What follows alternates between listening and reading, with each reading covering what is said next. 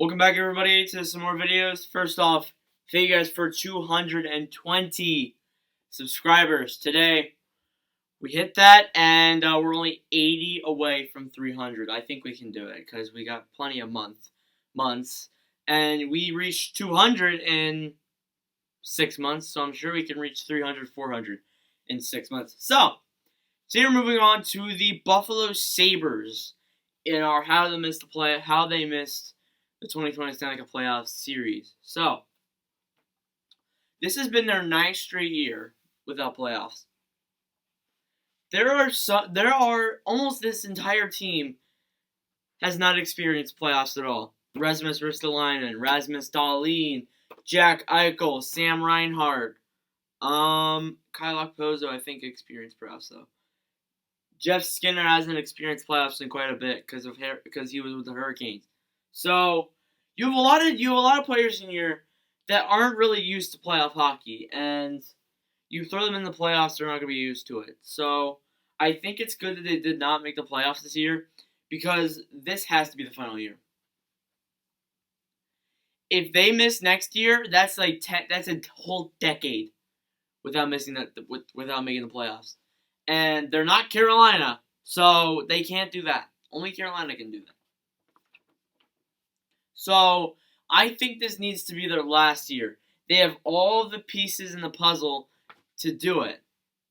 That I think they could come out and be ready. So Buffalo this year finished 69 games played with 29 wins, 31 losses, and 8 overtime games for 68 points. They were 6th in the Pacific and 25th in the league. That's kind of annoying even when they do 24-team format. Even when they're doing 24-team format, you still miss the playoffs. Like, they were the closest team to making it. They only lost by like 3 or 4 points. It's not like all the other years, like in 2018, where they were like dead last, but like down by like 20, 40 wins.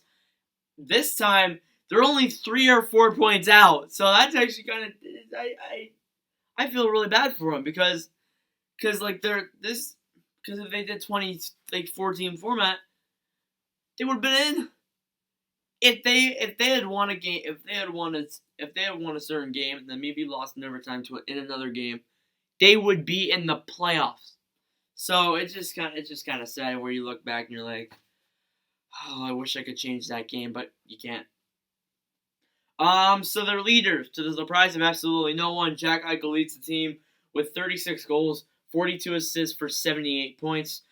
Sam Reinhart leads after him with 22 goals, 28 assists for 50 points. And then Victor Olofsson with 20 goals, 22 assists for 42 points is third.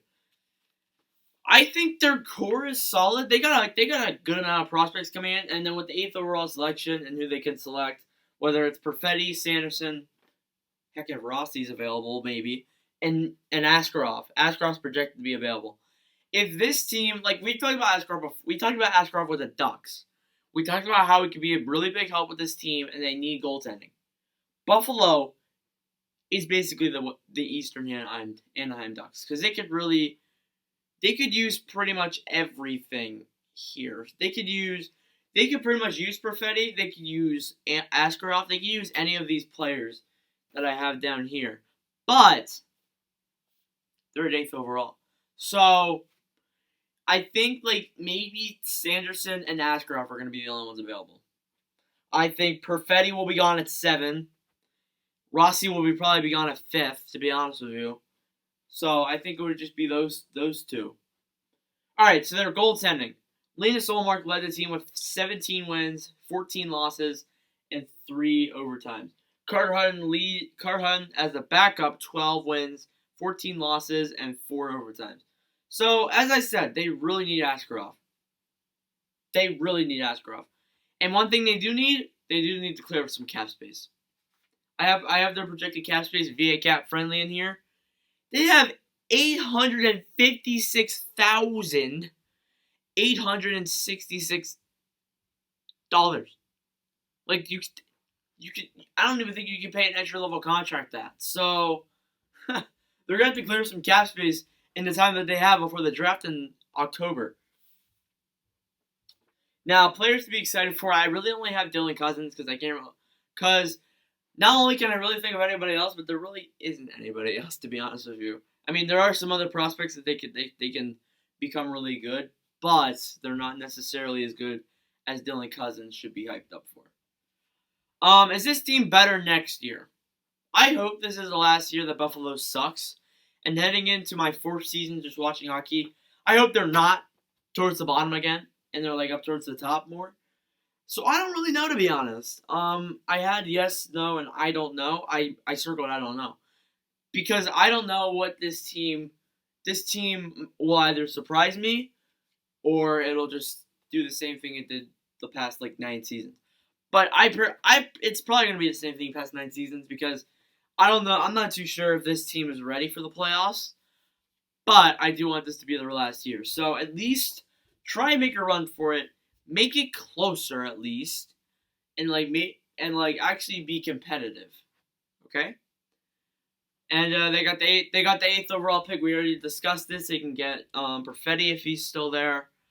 Sanderson, Rossi, who I doubt's going to be there. And Askarov, who is projected to be there unless somebody before them takes him. So, looking at that, I think Anaheim. I think Buffalo needs any prospect. Any good, decent prospect. Because if they get some good prospect from this draft, I think they could be ready. They could be ready. Because Dylan Cousins is going to come into the picture this year. And that should really help them. And then not to mention that prospect will come in 2020, 2021. And then by the time we get to that team, 2021, 22, by the time we get to that team in 2021, I think this team will be ready and we'll have a shot in the playoffs. Let me know your guys' thoughts in the comments below. Let me know your thoughts in the comics below. Let me know your thoughts in the comments below. Do you guys think that Buffalo will make the playoffs next year? Do you guys think that they will select someone good at the draft? Do you think Kevyn Adams, as their new general manager, will help out this team? Forgot to mention that Botterill got fired as well. So yeah, that's it for this one. Thank you guys for watching. If you did enjoy it, be sure to leave a like and subscribe. And we're trying to get to 300 subs by the end of the year. We are 80 away. So yeah, thank you guys for watching, and I'll see you guys in the next video.